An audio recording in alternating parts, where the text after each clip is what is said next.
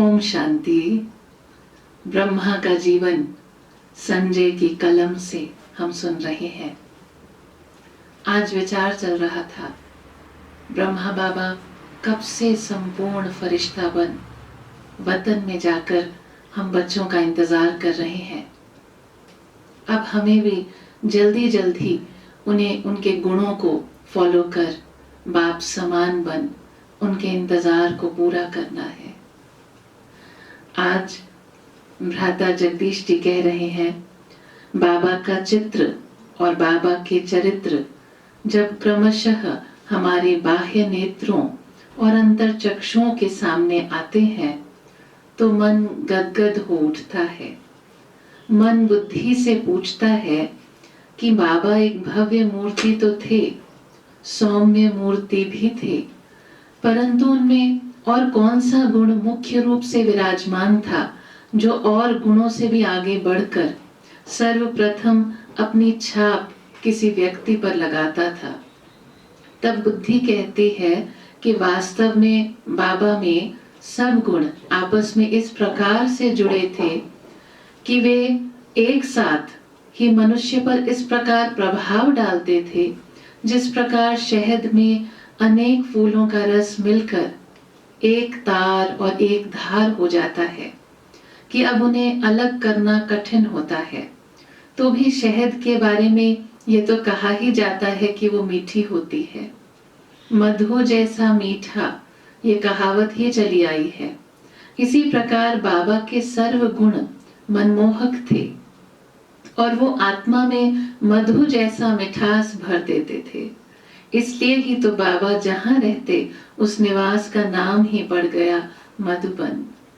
बाबा के जो चरित्र एक चलचित्र के रूप में अब मानस पटल पर एक के बाद एक आते जाते हैं, वे सभी के सभी किसी न किसी दिव्य गुण का ही आलेख हैं।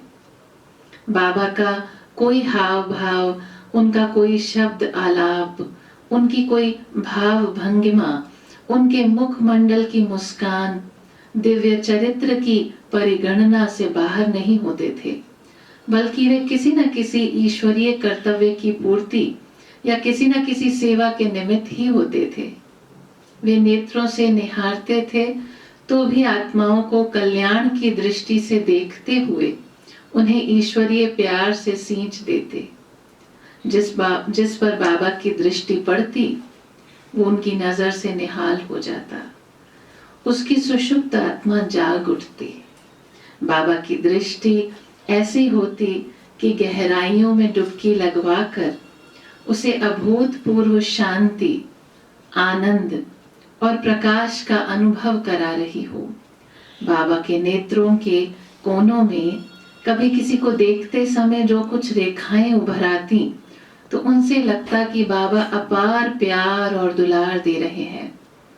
बाबा की उस एक नजर से मनुष्य के शरीर का भान मिट जाता और आत्मा एक प्रकाश के समुद्र में हिलोरे लेती हुई अनुभव होती और उसके सभी मोह नष्ट हो जाते तथा उसे ऐसे मालूम होता कि उसे सब कुछ मिल गया है। उस नैन मुलाकात में आत्मा में ये भाव झंकृत हो उठते कि तुम्हें पाके हमने जहां पा लिया है। बाबा का प्यार केवल प्यार ही नहीं होता, बल्कि वह ज्ञान, योग और सेवा को भी साथ लिए हुए होता।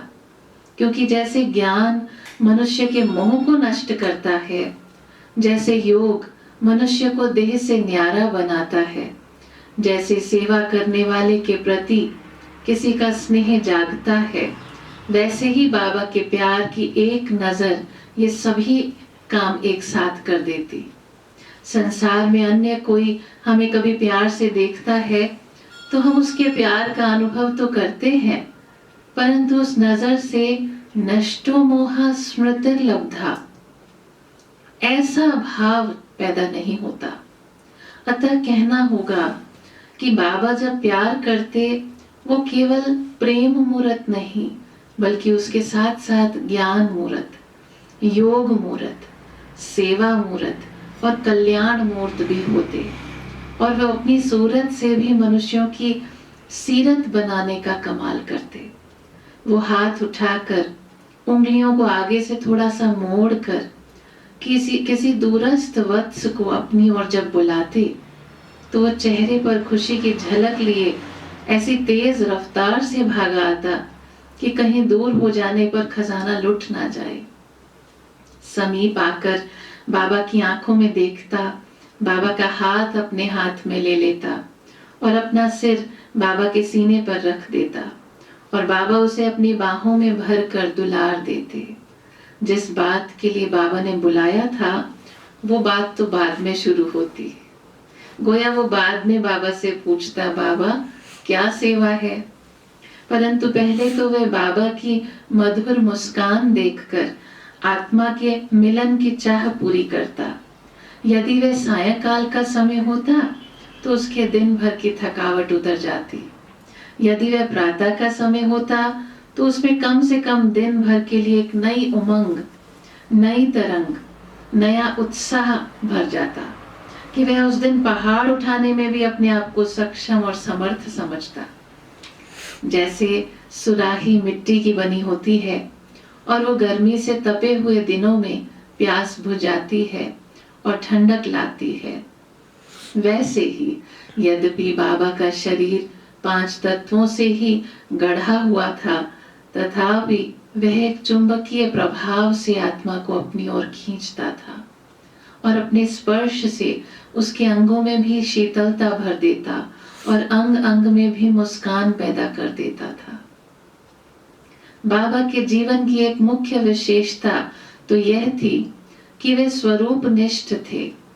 उन्हें शिव बाबा के अंग संग रहने का इतना अभ्यास था कि वे दोनों शायद अलग ही ना होते थे। वो जब खाना खाते तो अपने साथ भोजन कर रहे वत्सों को कहते, ये देखो ये हाथ तो इसका है, परंतु शिव बाबा इस हाथ द्वारा इस बच्चे को कितने प्यार से भोजन करा रहा है। ये ब्रह्मा बाबा शिव बाबा का मुरब्बी बच्चा है ना। जब वे स्नान कर रहे होते तो कोई उन्हें आकर कहता कि बाबा ट्रंक कॉल आया है, तो बाबा कहते, बच्चे उन्हें कह दो कि बाबा शिव बाबा पर लोटी चढ़ाकर अभी आता है। कभी तो वे ऐसा महसूस करते कि वे नहा नहीं रहे, बल्कि उनके तन में जो शिव बाबा आया है उस पर वे जल की लोटी चढ़ा रहे हैं। और कभी उन्हें ऐसे लगता कि जैसे माता पिता किसी बच्चे को नहलाते हैं, शिव बाबा अब उन्हें नहला रहे हैं। तो इस प्रकार उनके देह की सुध न रहती और देह से संबंधित कर्मों में भी वे शिव बाबा का मनन चिंतन, स्मरण, गुणानुवाद, गायन आदि करते करते काया के आभास और माया के प्रहार से परे होते गए थे और उनकी स्थिति ऐसी हो गई थी कि जैसे देह में होते हुए भी वे ना हों। उनकी निद्रा भी निद्रा नहीं रही थी, बल्कि उसमें सुषुप्ति का अंश तो आटे में नमक के समान ही रह गया था, या शायद इतना भी न था, क्योंकि उसमें भी वे विश्व सेवा के स्वप्न देखते और शिव बाबा से बातें करते रहते। उनकी इस योगारूढ़ सदा जागती ज्योत के समान अवस्था का सुफल यह था कि जब कोई भी उनके निकट आकर बैठता तो उनकी योग दीप शिखा उस व्यक्ति की ज्योति को भी जगा देती। कोई उनकी आंखों में देख लेता तो वो इस दुनिया से कहीं दूर एक सूक्ष्म सुखमय लोक में पहुंच जाता। कोई भी पुरुषार्थ किए बिना वो एक पंख के समान हल्कापन अनुभव करता। कम से कम उतने समय के लिए तो उसमें देह और संदेह का भाव मिट जाता। उसका पुराने से पुराना मनोविकार भी शांत हो जाता और उसे एक अचिंत्य अवर्णनीय शांति का अनुभव होता। यदि उसने अपने इस या पिछले किसी जन्म में कुछ भक्ति या उपासना की होती तो सहज ही उसे बाबा के मुखमंडल पर और उसके आसपास प्रभा मंडल दिखाई देता, जिसे वो देखता ही रहता। गोया बाबा की निकटता मात्र से बिना बताए मूक स्थिति में ये परिचय मिल जाता कि ये बाबा क्या कर्तव्य करते हैं और कैसे सृष्टि स्थापन कर रहे हैं। और ये भी मन में विचार आता कि ऐसी आत्मस्थिति की अवस्था, देह से न्यारेपन की स्थिति बड़ी मधुर है और मधुर और सहज हो सकती है। ये पॉसिबिलिटी उसे नजर आने लगती। बाबा सादगी का एक उत्तम नमूना थे। वो एक छोटे से कमरे में रहते थे जो पुराने ढंग का था और जिसकी छत भी पक्की बनी हुई नहीं थी, बल्कि टीन की चादरों से बनी हुई थी। उसी कमरे में आगंतुक लोगों से, अतिथियों से और वत्सों से मिलते भी और उसी में पत्र भी लिखते। वहीं आकर उन्हें कोई अपने मन का हाल भी बताता, परामर्श भी करता तथा मार्ग प्रदर्शना भी लेता। वही कमरा उनका शयनागार भी था, उनका भोजन गृह, डाइनिंग रूम भी था, उनका छोटा कार्यालय भी और मिलन मुलाकात का कमरा भी। वहां ना कोई आधुनिक प्रकार का फर्नीचर रखा रहता, ना उसमें कोई गलीचा बिछा था, ना वो एयर कंडीशन था और ना ही वहां कोई डबल फोम पड़ा था, गद्दा नहीं लगा हुआ था, बल्कि एक बड़ी सी गद्दी थी जिस पर वे स्वयं भी बैठते और कई बार वत्सों को भी बिठाकर प्यार, पुचकार और दुलार देते तथा अपने हाथों से टोली देते। परंतु स्वच्छता में वो कमरा अनुपम था। बिस्तर पर सफेद चादरें बिछी हुई थी, दीवारों पर सफेद चूना हुआ, गद्दी भी सफेद वस्त्र से ढकी हुई और यहाँ तक कि कमरे की अलमारी भी सफेद रोगन से शोभायमान थी।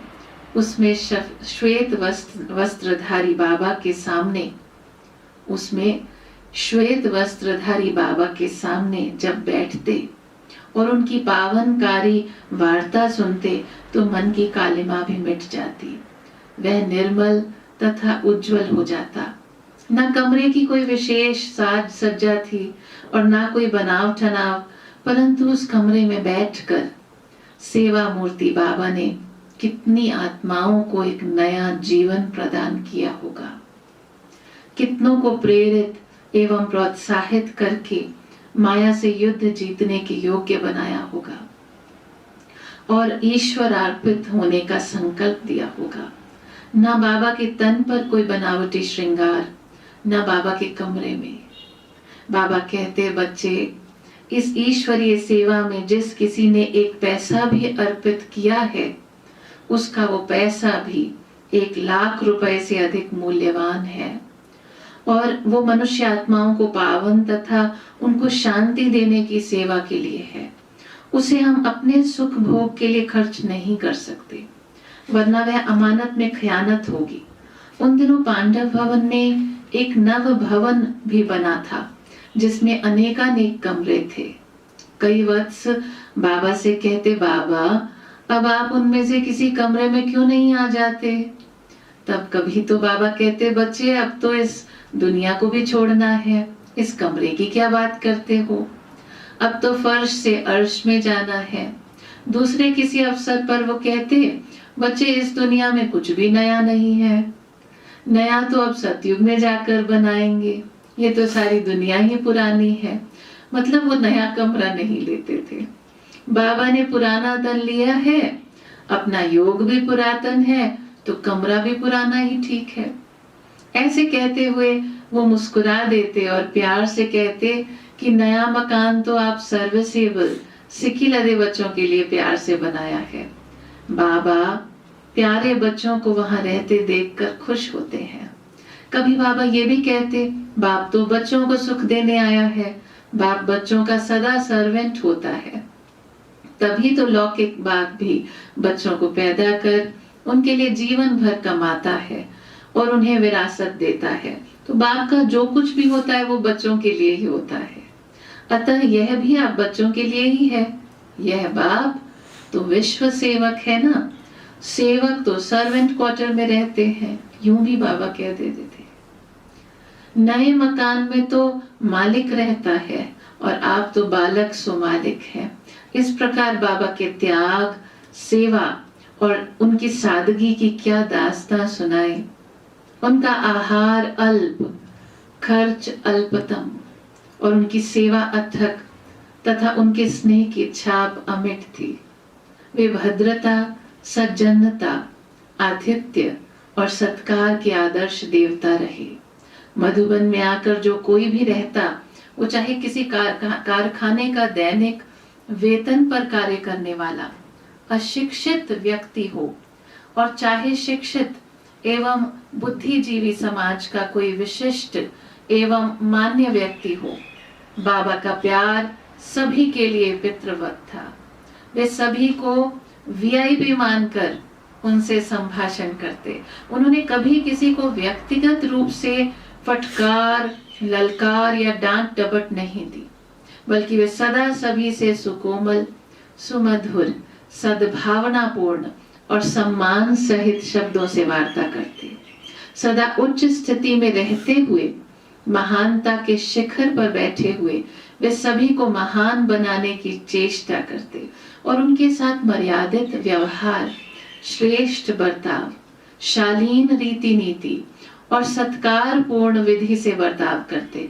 उनके मीठे बोलों, उनकी मीठी दृष्टि, उनके मधुर व्यवहार, ज्ञान की मीठी बातों और उनकी मीठी मुस्कान और मीठे बच्चे कहकर पुकारने के कारण ही तो उनके निवास का नाम पड़ा मधुबन, तपोवन।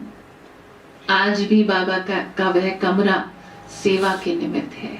उस कमरे में वही गद्दी बिछी है, वहां वही पलंग है। पांडव भवन में वही गद्दी, वही पलंग है, परंतु बीच में एक दीवार निकाल दी गई है, जिससे वो कमरा बड़ा हो गया है। बाबा ने उस कमरे में रात दिन जो सेवा की, वो अविनाशी हो गई। उस वायुमंडल में त्याग, तपस्या, सेवा, सादगी, स्नेह, माधुर्य, वात्सल्य, दुलार के प्रकंपन, स्पंदन और सुगंधित तरंगे अभी भी वहां बैठने वाली आत्माओं को प्रभावित करती हैं। बाबा का वहां रखा ट्रांसलाइट आज भी संदेश और निर्देश देता हुआ तथा स्नेह और वात्सल्य की भाव तरंगों से तरंगित करता हुआ तथा दृष्टि लेना चाहने वालों को दृष्टि देता हुआ, पूछने वालों को प्रश्न का उत्तर और मिलना चाहने वालों से मिलन मुलाकात करता हुआ प्रतीत होता है। बाबा फर्श से अर्श पर चले जाने के बाद भी अथवा व्यक्त से अव्यक्त होने के बाद भी उस कमरे में आने वालों से मिलते हैं, उनको सूक्ष्म वरदान देते हैं, उन्हें कमियां दूर करने की विधि बताते हैं और उन्हें वहां से खाली नहीं भेजते। वे उन्हें कोई ना कोई सूक्ष्म सौगात देते हैं। कोई निकट स्थान से आता है और कोई दूर से, परंतु बाबा सूक्ष्म लोक से आकर स्नेही वत्सों से स्नेह पूर्वक मिलते हैं। ऐसे हैं हमारे बाबा, ऐसे थे हमारे साकार बाबा, ऐसे हैं हमारे फरिश्ता बाबा। हमें उन्हें संपूर्ण फॉलो करना ही है और अब बाबा का इंतजार खत्म करना ही है। अच्छा, कल हम फिर हाजिर होंगे। Thank you. ओम शांति।